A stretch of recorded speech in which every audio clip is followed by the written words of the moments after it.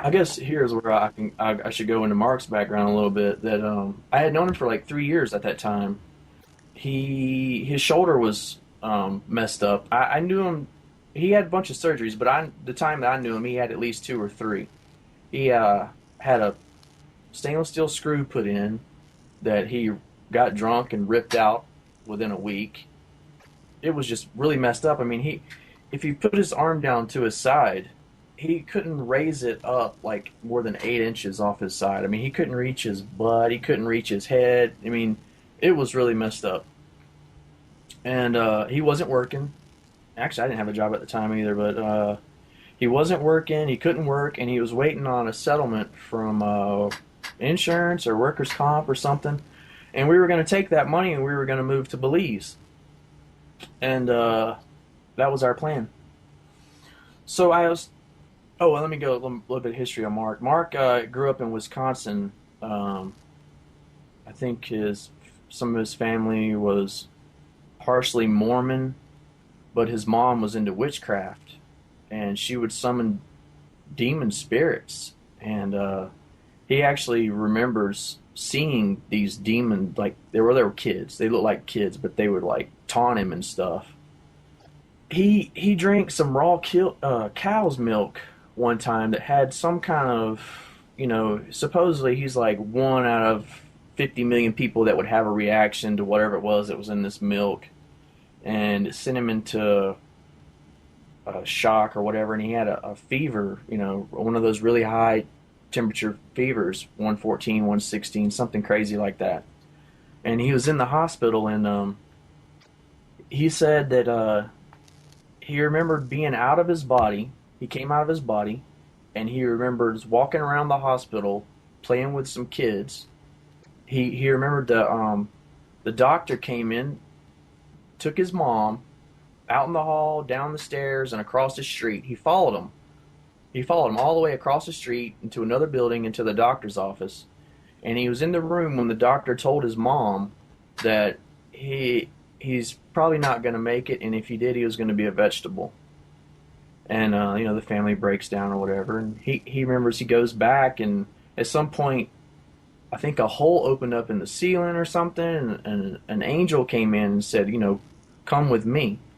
And this angel took him to this, like, from what I remember him saying, it was like a grassy field with like rolling hills, and the angel told him, wait here until we decide. And he said he just remembers running around chasing butterflies until he woke back up in his body, and told his family about all that happened, and they were just like blown away because everything he said is exactly what happened. He's got some other weird experiences similar to that, I guess. And but anyway, this is who Mark is. And so I'm telling him about this church, and he's like, he was interested, and he wanted to go check it out. And so me and him decided to go to church. It's on a Wednesday night, and he's driving. And right as we are pulling into the parking lot, he's like, Jamie, I'm scared. And I was like, man, don't be scared. It's cool. You'll be all right. You'll be all right. And the only thing that kind of worried me a little bit was, people praying in tongues and stuff there. And I didn't know how he was going to react to that. And I figured he'd probably be like, oh, this is weird, and never come back. And you have those feelings like, kind of like embarrassed almost, like he's going to, whatever. So anyway, we go. And I never would look at him the whole time because I just didn't want to get distracted, seeing him over there making weird looks or whatever. So I never would really look at him. And at the end of the service, the pastor pointed to him and called him up to the front. He said, come up here. And so he goes up there and he's like, do you have Jesus Christ in your heart? And he's like, yeah. And he's like, well, why don't you raise your hands? Let's make sure. He's like, well, I can raise this arm, but I can't raise this arm. And, blah, blah, blah, whatever's messed up. And he's like, well, you want Jesus to heal that for you? And he's like, sure, if he can. And some people laughed, I was like 15 people there on a Wednesday night. Some people laughed, and I giggled too, and he's like, he laid hands on him, and he just told him, he just kind of went over it real quick about, Jesus already paid the price, and the Bible says you were healed, by his stripes you were healed. It's past tense, it's already done. You just got to receive it. Just, believe it and receive it, it's yours.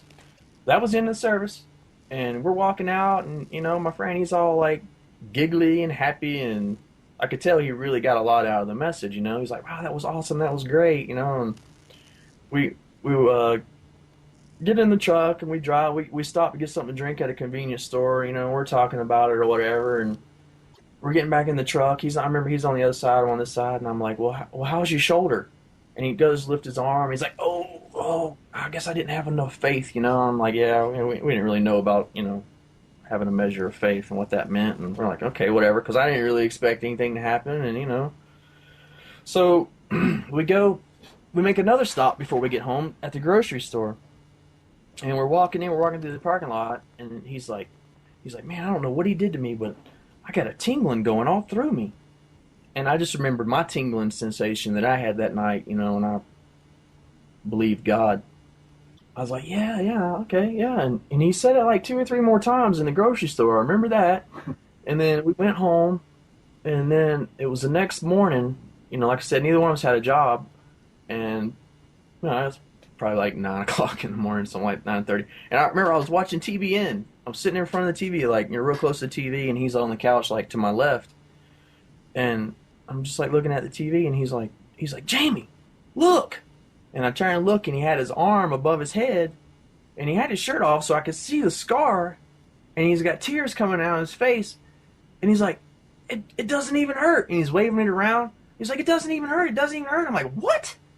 And I'm looking at the scar. I'm looking at him. He's crying. I'm like, well, we just started jumping up and down, going crazy. We're like, oh man, praise God, praise God. Oh man, we're just flipping out. I mean, it was like craziest thing ever. And we go in the kitchen, and he grabs a whole gallon of milk that we had just bought the night before, hadn't even been opened yet, and he's doing curls behind his head, and he's just bawling. I mean, like he's like, it doesn't even hurt. It doesn't even hurt. I was just blown away. I'm thinking in my mind, I'm like, whoa, this is gonna blast everything. I mean, all of our friends are gonna get born again, and this is it. This is, I'm calling up my grandmother, my mom, any of the Christians in my family. I'm like, you're not gonna believe what happened. Telling everybody. But it's funny because very few of my friends actually came around from that. And it's funny. It's funny how people can deny it. They go into all these excuses. It's really amazing. So, of course, we're going to church from then out. I mean, every chance we get, we're at the church. We're in the Word. We're learning and just absorbing like sponges. So we went North Georgia mountains, just me, Mark, and my wolf, and up in the Cohutta Wilderness. And we were about 5 miles or so up the trail, and he'd get up earlier than me and go trout fishing, and I'm still sleeping. And when I get up, he comes in. He's like, "Oh, you're not gonna believe what I did." I was out in the river. I can't remember if he was barefoot or in his sandals, but he said his foot slipped and went down into some rocks. When he did, the rocks grabbed his big toenail and just tore it right down the middle, like right in the center of his toenail, from the end towards the quick, and it went at least 3/4 of the way down. I mean, like almost to where the white part starts. And he shows it to me like that, and it's like split open, like the one side was raised up higher than the other side, and this gob of meat just was hanging, protruding out of the crack, the tear. I was like, oh my God, I mean, I'm picturing in my mind like we have huge backpacks, and he's got to put his boots on, hike out of here. I'm thinking, how in the world is he even going to get his sock on, much less his boot? I mean, but at the same time, I had a sense of peace. I knew that God would get us out of there. I knew that it would be all right. We had another day, at least another day there, I remember. And so that night, we always slept in hammocks in our sleeping bags. And so he's in his hammock, in his sleeping bag or whatever. And, he tells me all this the next morning, but, his toenail kept getting hung up in the sleeping bag, and it would wake him up and like, excruciating pain. And I don't know how many times he did that, but he said at one point he just got up and just grabbed it and was like, in Jesus' name, you're healed. And when we got up the next morning, I can't remember how he told me. I just remember that it was healed. It was like I mean, there wasn't a line there, it wasn't a mark. It was like it had never happened.